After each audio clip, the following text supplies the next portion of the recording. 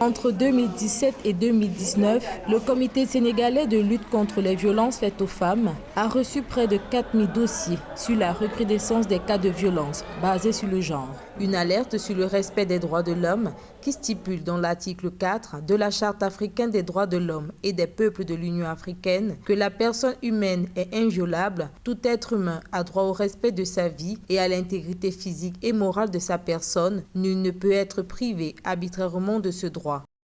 Il y a eu 14 meurtres suite à des violences basées sur le genre, dont 3 cas concernaient des mineurs âgés entre 11 et 14 ans.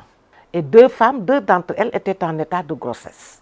Donc vous voyez que les violences basées sur le genre n'ont pas connu de répit. Ça continue malgré la sensibilisation et malgré les lois qui sont là.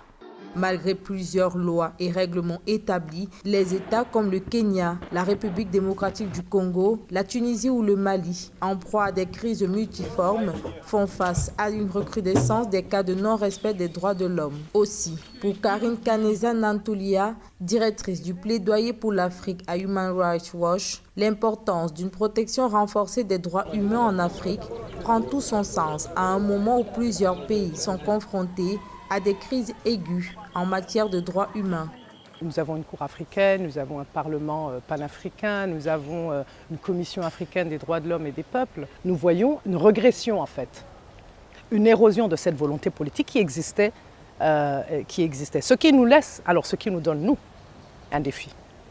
Et le défi, c'est comment justement réveiller, comment galvaniser cette volonté politique qui probablement existe, je ne parle pas des 54 États africains, qui probablement existe dans certains États. Protéger la vie et les biens des citoyens est le rôle de chaque État. Cependant, face aux menaces et agressions, certains gouvernements, malgré l'application des lois et la mise en place des systèmes de sécurité, peinent à garantir le respect des droits de l'homme.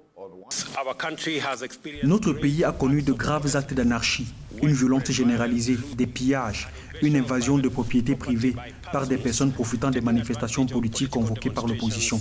Durant cette période, des vies ont été perdues, des personnes blessées, des biens pillés ou détruits. Nos agences de sécurité se sont efforcées à faire tout ce qui est conforme à la loi pour protéger la vie et les biens de tous les citoyens.